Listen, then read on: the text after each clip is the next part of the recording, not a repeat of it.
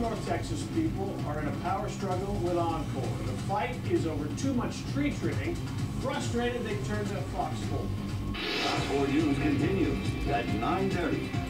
Now, when it comes to people and their trees, many will tell you they'll do whatever it takes to protect theirs, even if it means standing up to energy giants like Oncor. Now, several Hearst residents say they have documentation that gives them certain rights, but as Fox 4's fellow Garza reports, Oncor says that documentation simply doesn't matter.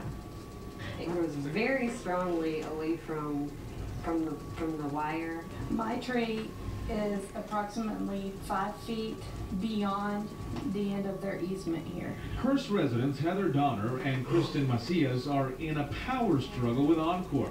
It started last fall when contractors were trimming trees in their backyard, the utility easement. They've trimmed this tree and I allowed them to cut down 2 different trees in the easement. Both homeowners were left with odd-looking oak trees. And now all of that weight is going to be bending towards my house. They were okay with that, but then Oncor, upon further inspection, decided the trees would have to come down completely. The reason? Well, Donner claims because she challenged the utility giant to a battle over property rights. Oncor crews have a total of 10 feet to work with, 5 on each side of the property line, she says. Donner got a survey of her property which clearly shows the trees are outside the easement. Her attorney argues, but the truth of the matter is, they only have a right to go 5 feet. If they need more, they should go out and get the right to do more and not try to intimidate the neighborhoods. Neighbor Walter Cooper says he was not aware of the easement and gave Oncor the okay to cut down his old oak tree. I wasn't fine with it, but I was told essentially I had no option. And they were very nice about it, but we're going to cut your trees. And for several months, Oncor backed off. On the day we met with Donner and Macias, crews were supposed to be back to finish the job, but never showed up. Oncor acknowledges there is a 10-foot public easement in the back of these properties, but they say in this case, it doesn't matter.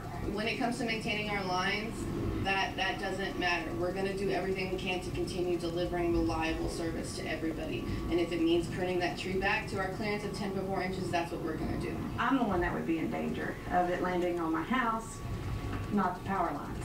These residents argue that if Oncor is adamant that all trees too close to power lines are dangerous, then take a quick drive around the block.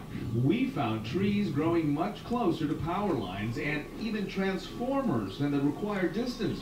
Behind one home, we saw vegetation actually growing on the power lines. Not about the tree.